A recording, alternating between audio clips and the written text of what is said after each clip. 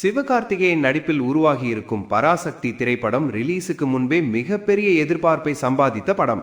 ஒரு பக்கம் தேசிய விருது வென்ற இயக்குனர் சுதா கொங்கரா, மறுபக்கம் முதன்முறையாக வில்லன் அவதாரம் எடுத்துள்ள ரவி மோகன், இன்னொரு புறம் படத்தின் அரசியல் கலந்த கதைக்களம் என மொத்தமாக ஹைப் உச்சத்தை தொட்டது.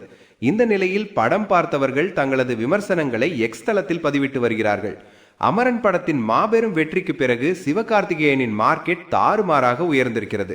இது என் தாய் நாட்டுக்காக எடுத்த படம் என்று அவர் பெருமையாக சொல்லும் அளவுக்கு அமரன் அவரது கரியரில் மைல்கல்.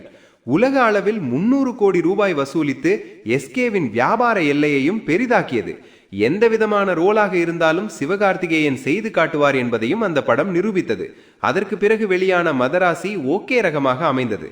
இதற்கிடையே சுதா கொங்கரா இயக்கத்தில் உருவான பராசக்தி படத்தின் கதையை கேட்டவுடனே எப்படியாவது இதில் இருக்க வேண்டும் என்று தீவிரமாக இறங்கினார் எஸ்கே. அவருடன் ரவி மோகன், அதர்வா, ஸ்ரீலீலா உள்ளிட்ட பலர் இணைந்தனர். குறிப்பாக ரவி மோகன் முதன்முறையாக முழு நீள வில்லன் ரோலில் நடித்திருப்பது இந்த படத்தின் முக்கிய ஹைலைட். படத்துக்கு வந்த சென்சார் பிரச்சனைகள் அனைத்தும் முடிவுக்கு கொண்டு வரப்பட்டன.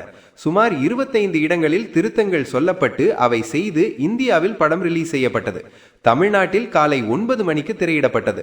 அதே சமயம் வெளிநாடுகளில் அன்கட் வெர்ஷனாக பராசக்தி வெளியாகி பலர் படம் பார்க்க தொடங்கிவிட்டனர்.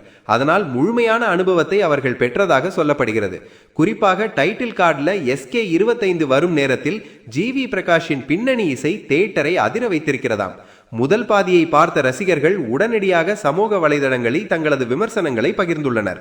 ஒரு ரசிகர், பராசக்தி முதல் பாதி 5க்கு 1.5 தான்.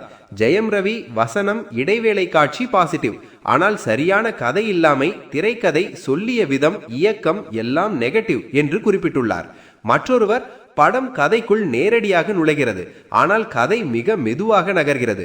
தேவையற்ற காதல் காட்சிகள் சலிப்பை ஏற்படுத்துகிறது. இடைவேளை ஓகே, இரண்டாம் பாதியை எதிர்பார்க்கிறோம் என்று தெரிவித்துள்ளார். அதே நேரத்தில் இன்னொருவர், அடிபொலி இடைவேளை, ரவியும் எஸ்கேவும் ஃபுல் ஃபார்மில், ஸ்ரீலீலா கியூட், அதர்வா கதையில் முக்கிய பங்கு, இது பராசக்தி பொங்கல் என்று கொண்டாடியிருக்கிறார்.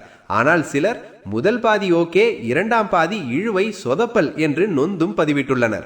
மொத்தமாக பார்க்கும்போது படம் பார்த்த ரசிகர்களிடையே கலவையான விமர்சனங்களே வெளிவந்து கொண்டிருக்கின்றன. ஒரு ரசிகர் சுருக்கமாக சொல்வதானால், சிவகார்த்திகேயன் எமோஷனலை நன்றாக கேரி செய்திருக்கிறார். கேமரா வேலை அருமை, நல்ல சினிமா அனுபவம் கிடைக்கிறது. பராசக்தி எஸ்கே தான் ஷோவை லீட் செய்கிறார். ரவி மோகன் ஸ்கோர் செய்துள்ளார். அதர்வா, ஸ்ரீலீலா நல்ல பர்ஃபார்மன்ஸ். பாடல்கள், பின்னணி இசை சூப்பர். எமோஷனலாக முழுமையாக கனெக்ட் ஆகவில்லை. இடைவேளையும் கிளைமேக்ஸும் நன்று.